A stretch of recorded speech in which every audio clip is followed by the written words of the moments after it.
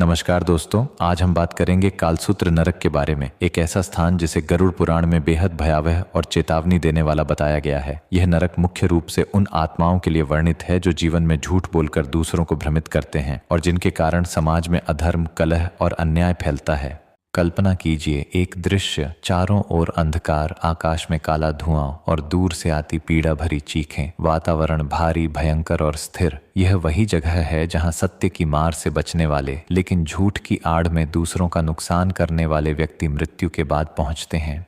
गरुड़ पुराण में लिखा है कि यहाँ आत्मा को जलते हुए लोहे की जमीन पर चलने की यातना मिलती है। यह भूमि इतनी गर्म होती है कि उस पर रखा कोई भी वस्तु पल भर में लाल भभकते अंगारों में बदल जाए। जैसे ही आत्मा इस जमीन पर कदम रखती है, पैर तुरंत जलने लगते हैं। दर्द असहनीय होता है, परंतु वह भाग नहीं सकती, रुक नहीं सकती। यह दंड उसके झूठ के कारण हुए सामाजिक नुकसान का प्रतीक है।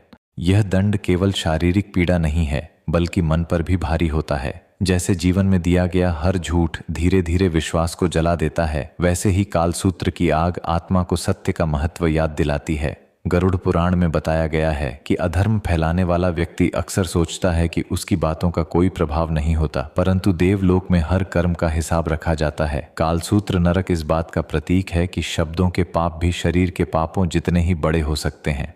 यह कथा हमें सिखाती है कि झूठ केवल एक छोटे से धोखे का नाम नहीं है। यह समाज को अंदर से खोखला कर देता है और इसलिए मृत्यु के बाद आत्मा को उसी गर्मी से गुजरना पड़ता है जिस गर्मी से उसने लोगों का विश्वास जलाया था।